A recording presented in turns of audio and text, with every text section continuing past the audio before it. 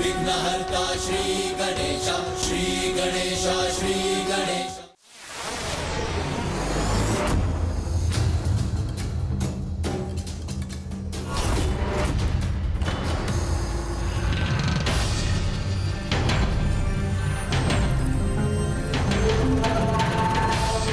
क्या हुआ गणेश? तुम यहाँ स्वर्ग के द्वार तक आकर अचानक रुक क्यों गए? चलो भीतर, माँ प्रतीक्षा कर रही होंगी। भैया, आप मेरे अग्रज है ना, तो इसलिए सर्वप्रथम भीतर जाने का अधिकार तो आपका है। अरुणासुर के वध का उपाय हमें ज्ञात हो गया है।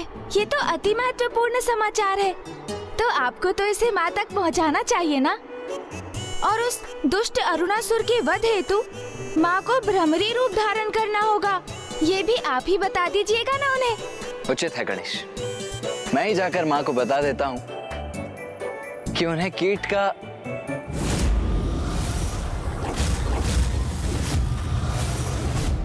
ओह, तो गणेश ने बड़ी चतुराई से माँ तक ये समाचार पहुंचाने का भार मुझ पर ही डाल दिया।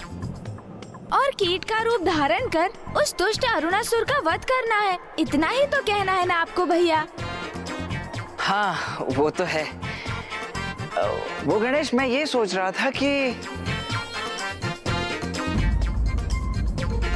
अब मैं हाँ कहने के पश्चात गणेश को कैसे बताऊं कि वो कार्य मैं क्यों नहीं कर सकता।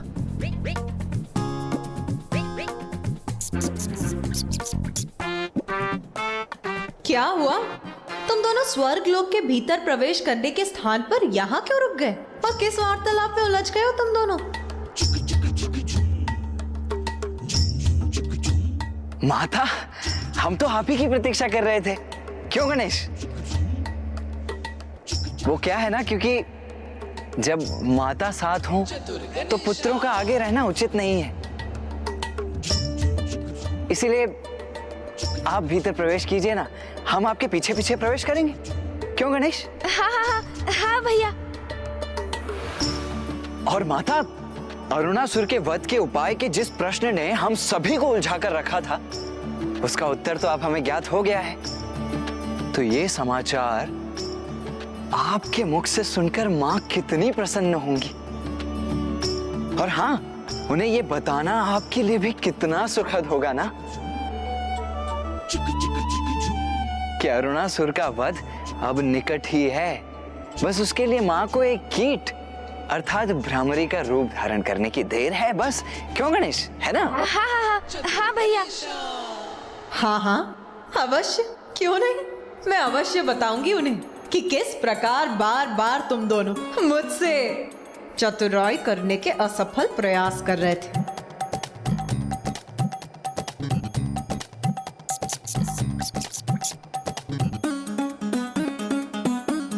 भैया, माता तो समझ गई। समझूंगी नहीं, कदाचित तुम दोनों ये भूल गए, मैं माता हूँ तुम्हारी। माता, ये गणेश भी ना चतुराई किए बिना रह ही नहीं सकता है। अरे इसमें चतुराई की क्या बात है भैया, आप बड़े हैं ना, तो आपका कर्तव्य है कि आप ये समाचार माँ तक पहुँचाएं। किंतु मैं तो उनका पुत्र हूँ। कोई पुत्र अपनी माँ को ये कैसे कह सकता है कि वो एक कीट का रूप धारण कर ले? तो मैं भी तो माँ का ही पुत्र हूँ ना भैया, फिर आप मुझसे ऐसी अपेक्षा कैसे कर सकते हैं? और हम दोनों ही माँ से ये नहीं कह सकते, तो फिर ऐसा कौन है जो ये बात माँ को बता सकता है? कौन हो सकता है वो अन्य उपाय?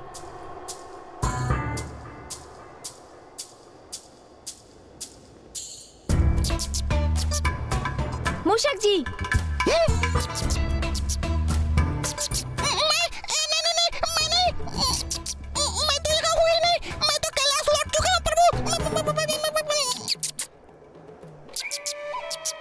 कैलाश, सूझ गया उपाय। माता, भैया, इस उलझन को सुलझाने की युक्ति सूझ गई है मुझे। तो शीघ्र बताओ गणेश, माँ वहाँ बड़ी अधीरता से प्रतीक्षा कर रही हैं, बताओ शीघ्रता से। आप चिंता मत कीजिए भैया, माँ तक ये सूचना कौन और कैसे पहुँचाएगा, अब तो आप वो मुझ पर ही छोड़ दीजिए। आप तो बस इतना कीजिए कि माँ के निकट पहुँचकर माँ से बस इतना कहिए कि हमें अरुणासुर के वध का उपाय ज्ञात हो गया है।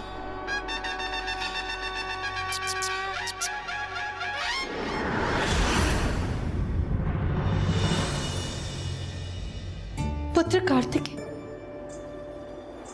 पुत्र, तुम तो गणेश की सूचना प्राप्त करने गए थे ना? तो कहो गणेश कुशल तो है ना? हाँ माँ, गणेश तो पूर्ण रूप से सकुशल है। तो फिर कहाँ है वो?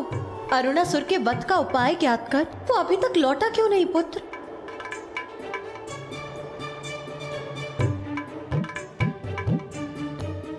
माँ, गणेश आने ही वाला है और उसने कहा है कि वो जैसे ही आएगा वैसे ही आपको अरुणासुर के वध का उपाय स्वतः ही ज्ञात हो जाएगा। स्वतः ही ज्ञात हो जाएगा? किंतु कैसे? अब ये कौन सी युक्ति है पुत्र गणेश की? पिताश्री, माँ को दिए वचन को पूर्ण करने में मेरी सहायता करने की कृपा कीजिए। पुत्र, जो तुम चाहते हो मेरा वो करना उचित नहीं। क्यों पिताश्री, क्यों उचित नहीं है? उसमें क्या हानि हो सकती है भला? आपने तो माता के लिए अनेकों रूप धारण किए हैं। आपने क्या कुछ नहीं किया उनके लिए? माँ के प्रत्येक शक्तिपीठ पर भैरव रूप में उनके साथ रहते हैं आप। माँ के ही निवेदन पर आपने योगी रूप को त्याग कर अपना मनोहर रूप धारण किया था। इसलिए पिताश्री, अब माता के भ्रमर अर्थात उन्हें भ्रामरी रूप धारण करवाने के लिए आपको ये नवीन रूप धारण करना ही होगा। मैं जो कह रहा हूँ उसमें क्यों संकोच कर रहे हैं आप पिताश्री? पुत्र, मैं ऐसा कर सकता तो अवश्य करता, किंतु मुझे संकोच इसलिए हो रहा है कि मुझे ऐसा करते देख अन्य सभी क्या सोचेंगे, और ब्रह्मदेव और नारायण, कहीं उनके लिए मैं एक मनोरंजन का कारण न बन जाऊं। पिताश्री, किसी भी कार्य के प्रति नकारात्मक सोच को त्याग कर सकारात्मक सोच धारण करना चाहिए। यही सीख आपने सदा दी है मुझे, तो इस बार इतनी छोटी सी बात कैसे विचलित कर सकती है आपको? जगत कल्याण के लिए, सृष्टि के लिए और प्रत्येक जीव के सुख के लिए और स्वयं माँ के मुख पर मुस्कुराहट लाने के लिए इतना तो आप अवश्य ही कर सकते हैं पिताश्री।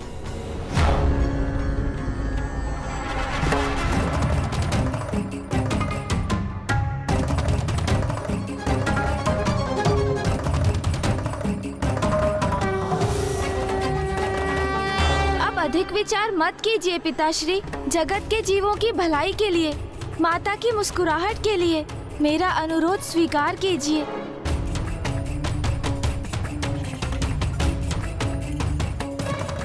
जगत के जीवों की भलाई के लिए, माता की मुस्कुराहट के लिए मेरा अनुरोध स्वीकार कीजिए।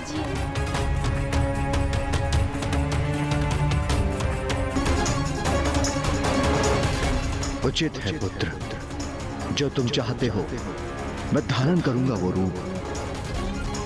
फिर तुम मुझे उस रूप में स्वर्ग लोक ले जाओगे, जहां तुम्हारी माँ तुम्हारी प्रतीक्षा कर रही है।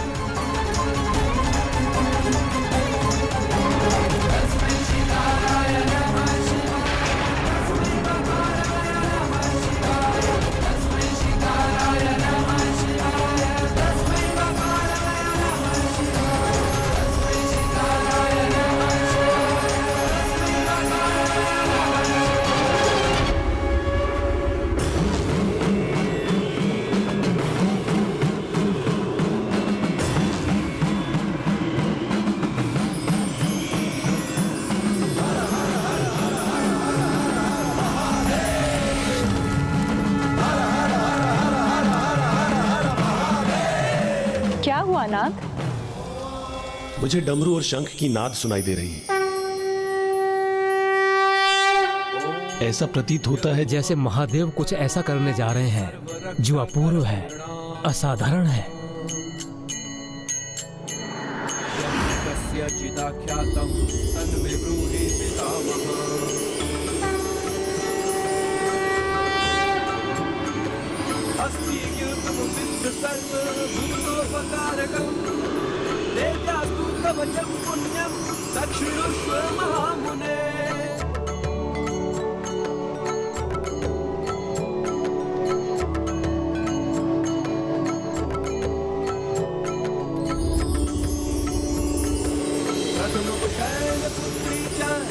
अद्भुत!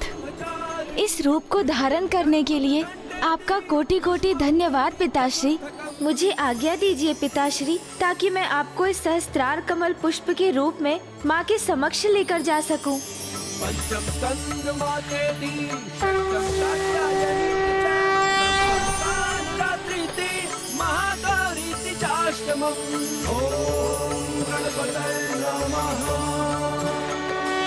अब पुत्र गणेश सहस्त्रार कमल पुष्प रूप में महादेव को देवी आदि शक्ति के पास स्वर्गलोक ले जा रहा है।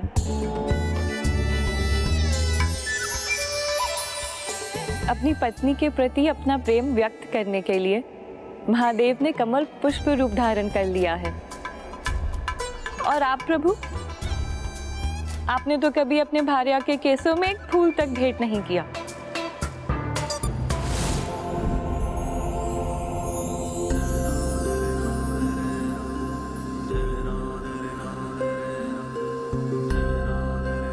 कमल पुष्प पर स्थित होकर आपको महादेव का कमल पुष्प रूप धारण करना मनोरंजन का कारण प्रतीत हो रहा है। महादेव के त्याग को आप कैसे समझ सकते हैं स्वामी? स्वयं कमल पुष्प पर विराजमान अवश्य रह सकते हैं, किंतु महादेव के समान मान अपमान की चिंता किए बिना अपनी पत्नी के मुख पर मुस्कुराहट देखने के लिए, अपनी पत्नी के लिए निसंकोच इस प्रकार पुष्प रूप धारण कर सकते हैं क्या आप?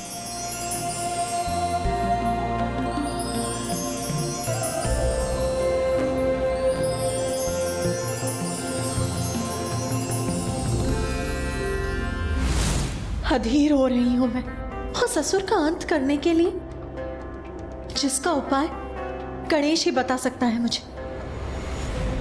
किंतु कहाँ है पुत्र गणेश? वो अभी तक लौटा क्यों नहीं? माँ, गणेश को कुछ समय का अवकाश और दे दीजिए, वो बस आता ही होगा माँ।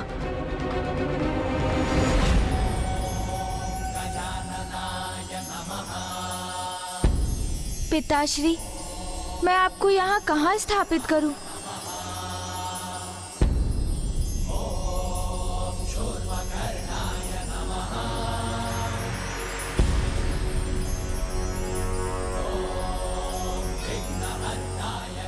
स्वामी, आप मुखदर्शक ही बने रहेंगे अथवा जाकर गणेश की सहायता भी करेंगे? आप सर्वथा उचित कह रही है देवी। हमें वहां जाकर गणेश की सहायता करनी चाहिए।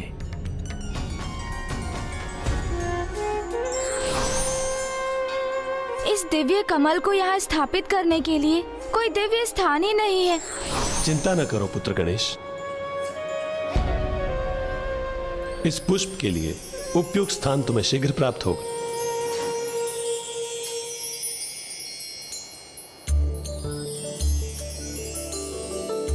अति सुंदर, कितना अपूर्व, कितना सुंदर दृश्य है ये।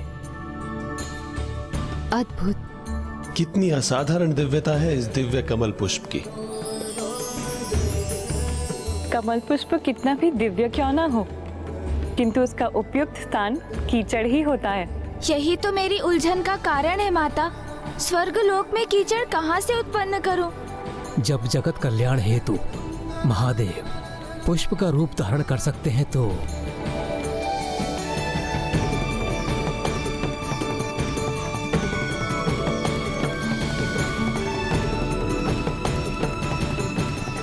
अवश्य।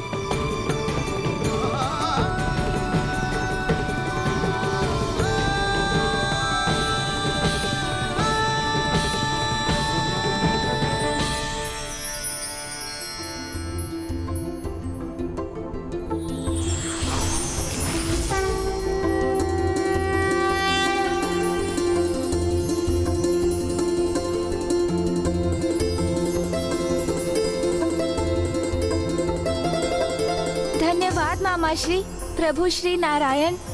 निर्मल जल सात्विकता का प्रतीक होता है, और जहाँ सात्विकता है, ज्ञान का वास भी वहीं होता है।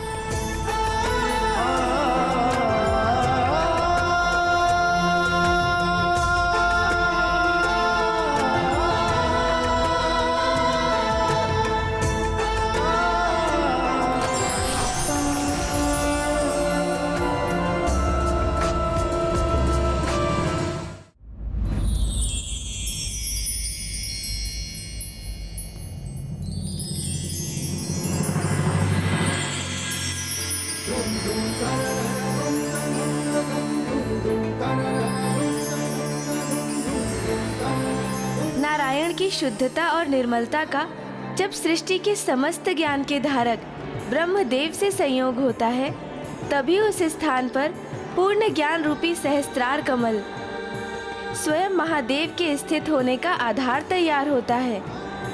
अर्थात जब कोई स्वयं के व्यक्तित्व को निर्मल जल के समान शुद्ध और पवित्र बना लेता है, तभी वो पूर्ण ज्ञान को प्राप्त करने के योग्य बनता है।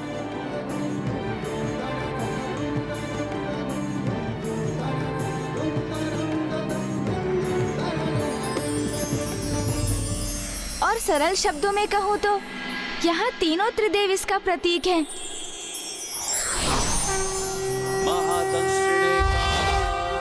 जहाँ ज्ञान के साथ पवित्रता है, वहीं परम ज्ञान की प्राप्ति भी संभव है। हिरण्यश्रवसे द्वारिणे भीमाय भीम पराक्रमाय ओम नमो नमः।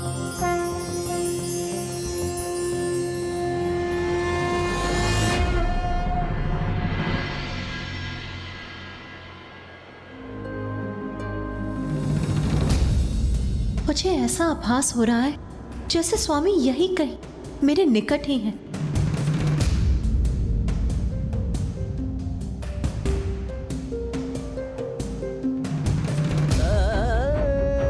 किंतु यदि वो मेरे निकट है तो मेरे सम्मुख क्यों नहीं आ रहे हैं?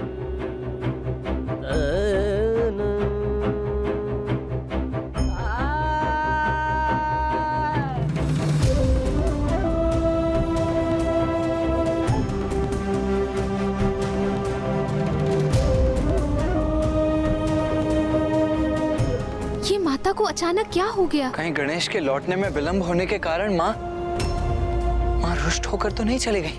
नहीं, माता रुष्ट होकर नहीं, मंत्रमुग्ध होकर जा रही है।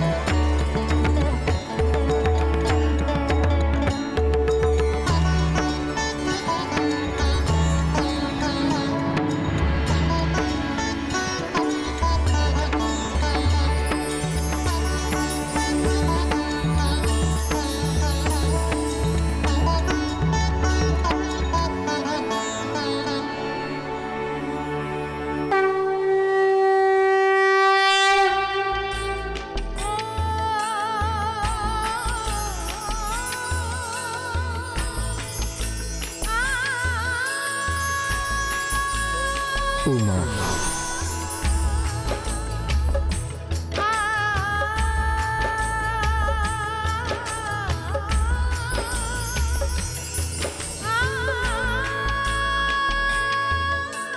स्वामी,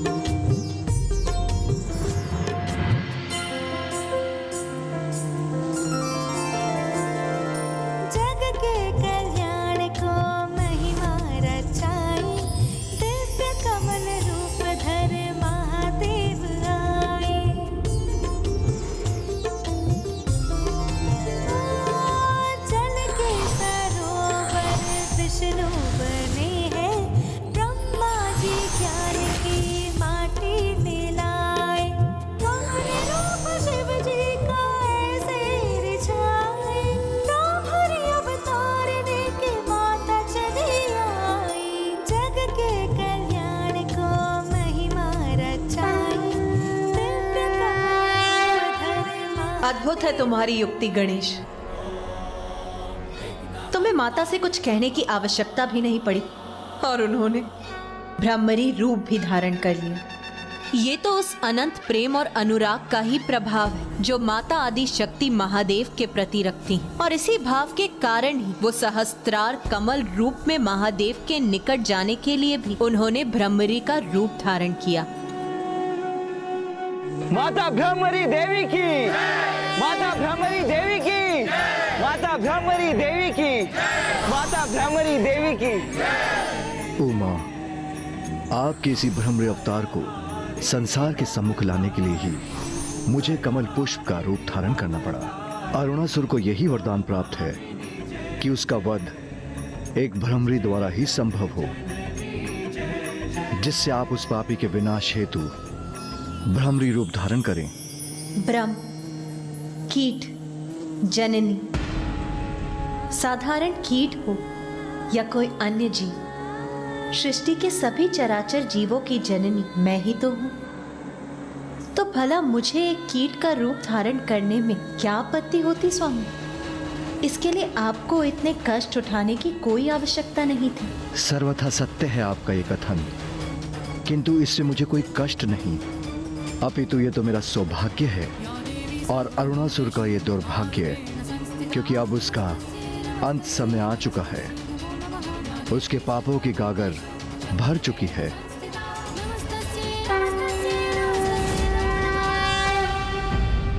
इस संसार में हर जीव की उत्पत्ति ईश्वर द्वारा हुई है। जीव छोटा हो अथवा बड़ा, संसार को गतिमान रखने में उनका भी अपना योगदान रहता है।